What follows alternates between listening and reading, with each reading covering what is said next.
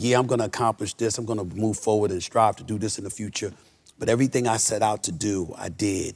And he was such at peace, and his wife was just his wonderful wife, Vanessa, was just a few feet away when he was talking to me.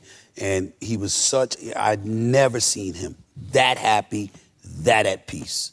And that's why it just hit me so hard when he ultimately passed away. Thank you. Stephen A. Smith didn't just toss a casual comment into the air. He lit a match over one of the most sacred names in sports history.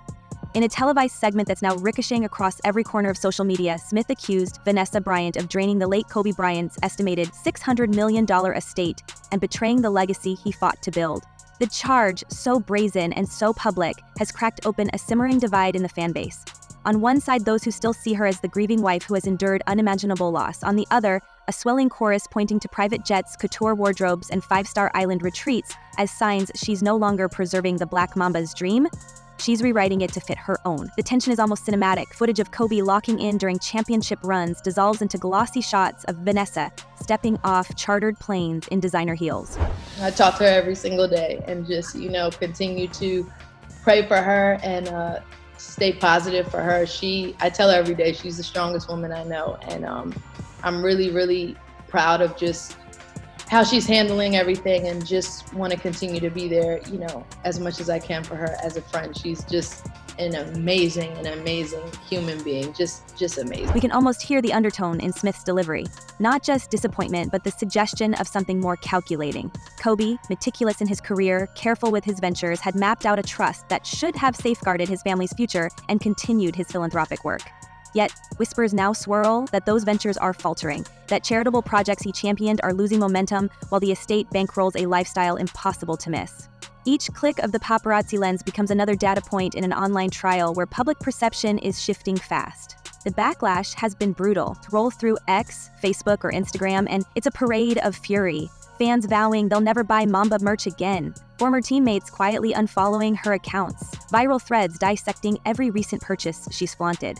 One widely shared clip shows Kobe's face on a mural, captioned with "Gone too soon."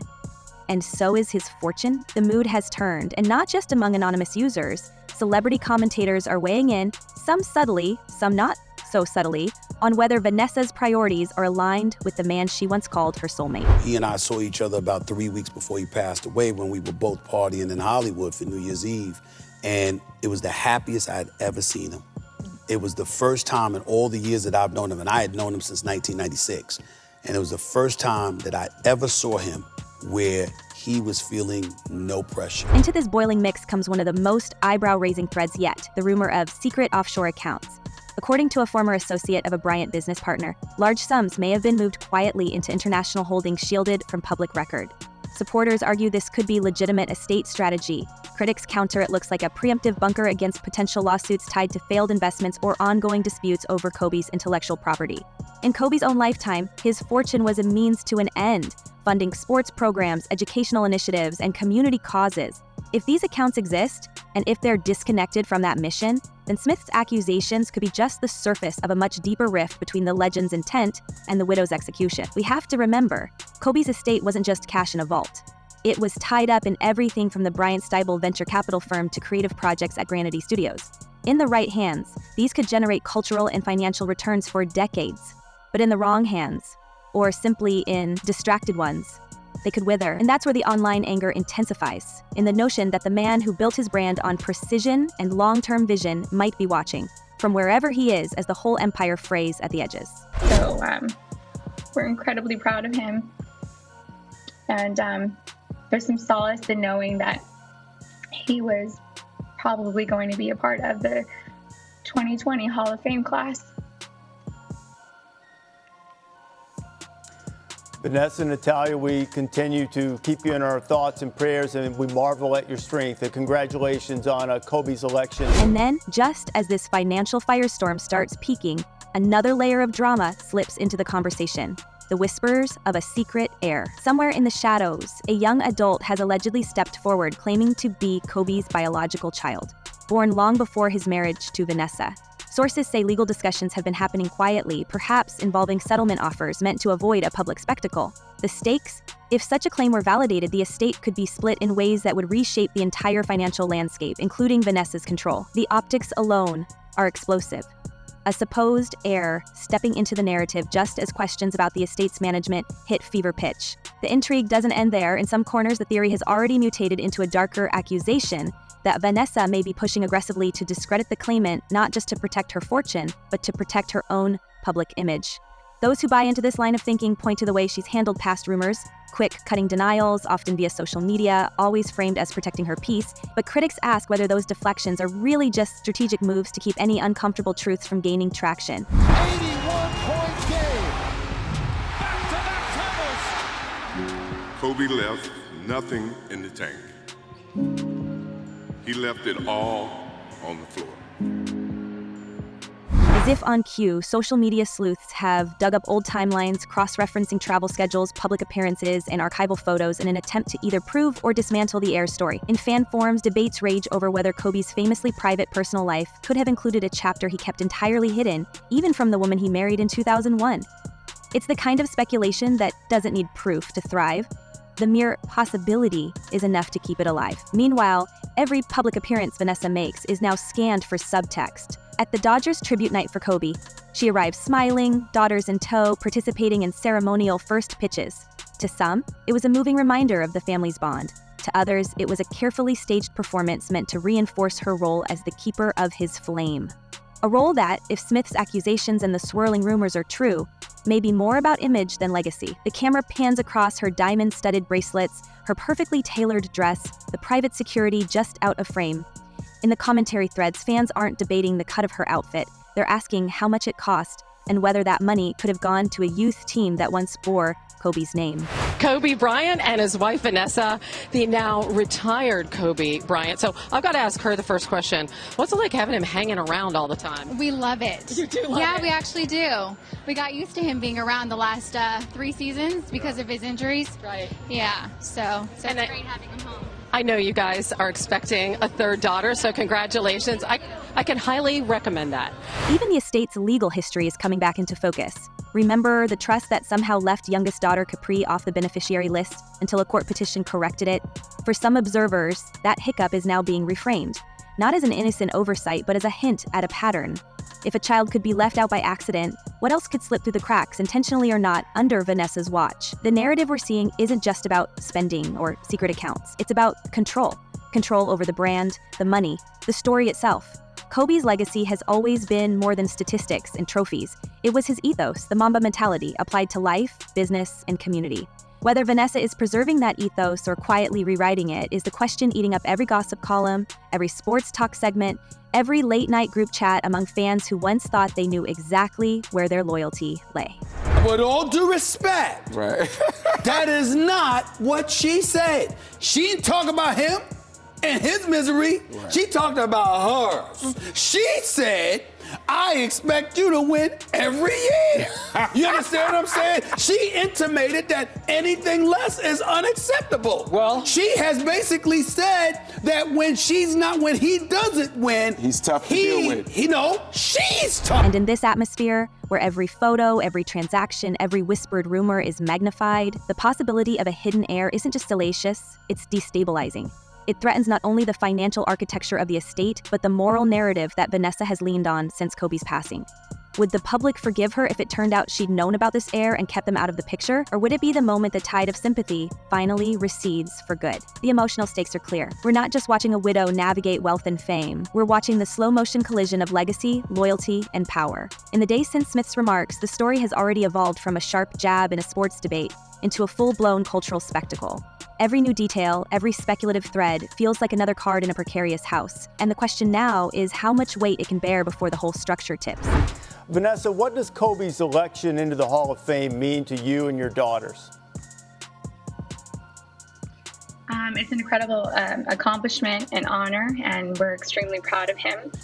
Obviously, we wish that he was here with us to celebrate, but it's definitely the peak of his NBA career, and and every accomplishment that he had as an athlete. We've watched the reaction swell into something no one could have predicted. In cities from Los Angeles to Manila, lifelong Kobe fans are staging vigils that look less like tributes and more like protests. Petition links circulate with urgent captions, some demanding independent oversight of the Bryant estate, others calling for a public audit of every cent spent since Kobe's passing. The Mamba and Mambacita Sports Foundation, once a source of pride, is now a talking point in angry live streams where former donors claim they won't contribute another dollar until they see proof that funds are reaching the communities Kobe cared about. The disillusionment is cutting deep, especially for those who watched him grind through 20 seasons, believing every ounce of his effort was for something greater. We've seen the images. The Mamba Academy's once bustling training courts now dark, the parking lot half empty on weekends when it used to overflow with aspiring athletes. In front of the shuttered Granity Studios office, a lone poster of Deer basketball hangs sun-bleached and curling at the edges. Shelves at major sports retailers have noticeable gaps where signature Kobe sneakers used to be. Some fans whisper that Nike has quietly scaled back the relationship after high-stakes negotiations with Vanessa soured. Whether that's a tactical move or a fracture in the brand partnership, the visual effect is the same. Kobe's imprint on the sports world is fading before our eyes. That's it. So all I'm trying to say is that if the day comes where a divorce ever happens, I'm Kobe Bryant, I'm plastering up this quote. And I'm saying 11 times, 11 years I've had to deal with this. I am a victim. I am suffering. And I deserve, Your Honor, I deserve some consideration. Thank you, Vanessa. I would be happy with that quote if I was Kobe. Oh, yes. The heartbreak spills out in recorded testimonials. We've heard a father choke back emotion as he tells a local news crew, "My son learned discipline here. Now there's nowhere like it." We've heard from young players who wore Kobe's number 8 or 24 on their jerseys, now wondering if that legacy even belongs to them anymore. And as those voices multiply, so does the narrative that Vanessa isn't simply mismanaging, she's dismantling piece by piece. Insiders say the unraveling extends far beyond what the public can see. Several of Kobe's final projects, ones he had been working on quietly but passionately, have been shelved entirely. A memoir that was supposed to blend his basketball journey with personal philosophies stalled in the water. A Netflix documentary chronicling his transition from athlete to creative visionary, sources close to the streaming giant claim it was abandoned after negotiations turned into what one executive allegedly called a nightmare of unrealistic demands. The projects weren't just business ventures, they were meant to cement Kobe's intellectual and cultural contributions. Without them, entire chapters of his story may never be told. You're gonna have a problem if he doesn't, since he spent his time away from the family and all of that stuff, on the road doing what you gotta do, trying to win. That means out of 16 years, he got 5 rings. That means 11 seasons, he didn't come home with the check, which means that you had a problem. You had a problem with him, and if you had a problem with him, it was stressing. It's here where the criticism takes a sharper edge. Those close to Kobe's circle argue that his widow isn't just failing to preserve the empire, she's actively making decisions that limit its reach. One former collaborator insists that proposals from respected publishers and filmmakers have been rejected outright, not because they lacked merit, but because Vanessa's team insisted on levels of control and compensation that no serious partner could accept. The fallout from these refusals isn't just financial, it's cultural. Every year that passes without those projects being completed is another year in which Kobe's narrative becomes less accessible to new generations. We can't ignore how this plays with the broader fan revolt. When the average supporter sees beloved initiatives shuttered and potential legacy-defining works buried, they connect the dots, fairly or unfairly, back to the person in charge. In online spaces, this is feeding a perception that Kobe's empire is being curated for exclusivity, not impact. And for a man whose ethos was about elevating others, that perception is corrosive. You know, the word innocent comes to mind when I think about Kobe Bryant and him being a victim. Right. And let me say why. Allow me to say why. Because you've been in the league 16 years. Yeah. You only got 5 rings. That means 11 times you've given that boy problems. That's what it means to me. That's what it Behind the scenes, there are murmurs about tension within Vanessa's own camp. Legal documents from unrelated estate matters have hinted at turnover among advisors, and some speculate that disputes over strategy have pushed experienced voices out of the inner circle. This could explain the abrupt cancellations, the stalled partnerships, and even the inconsistencies in public messaging. A fractured leadership team is rarely able to drive a unified vision, especially one as sprawling and emotionally charged as. In recent months, the cracks have started to show in ways that go beyond boardrooms and business deals. Vanessa's social media, once a carefully curated blend of family moments and brand collaborations, has taken on a more erratic tone.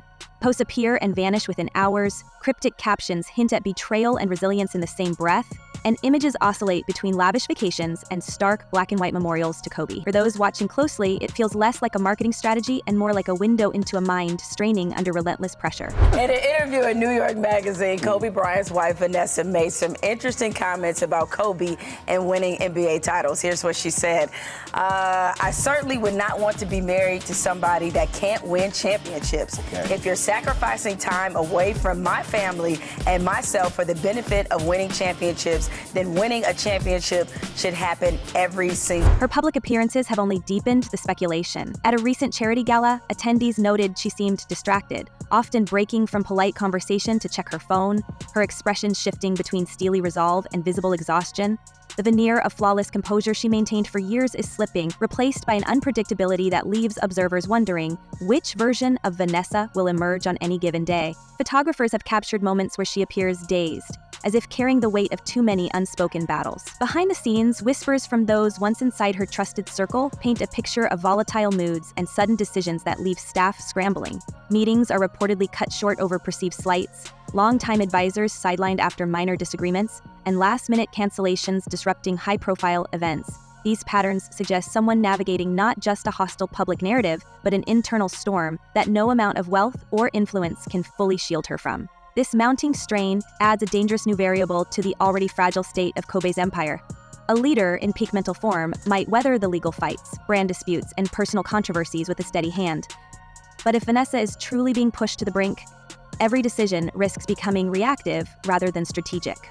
And for an estate so closely tied to public sentiment, one ill-timed choice could accelerate the erosion of both fortune and legacy in ways no court ruling ever could. The most sobering part is that all of this unfolds while lawsuits continue to stack up, each one a potential drain on both finances and reputation. Add to that the persistent rumor of a secret heir waiting in the wings with claims that could legally redefine the estate's future, and the stakes feel even higher. If those claims ever reach a courtroom, we could see not just financial redistribution, but a full public airing of personal history Vanessa has worked hard to keep sealed. And so we're left here, watching the slow erosion of something that once felt unshakable. Kobe's name still draws cheers in packed arenas, his highlights still loop endlessly on sports channels, but the infrastructure he left behind is cracking. For many, the fear is not just that his legacy is under siege, it's that the siege is coming from within the walls he built. With lawsuits mounting, a potential secret heir in the shadows, and Kobe's legacy fading fast, the question remains: has Vanessa Bryant truly betrayed the man she once called the love of her life? Or is she the victim of a targeted campaign to tear her down? One thing's for sure, the truth will come out, and when it does, the world will never see the Bryant name the same way again. So, what do you think? Is this the unraveling of a dynasty or the greatest misdirection in celebrity history? Until next time, stay curious, stay watching, and remember, some stories are bigger than the game itself.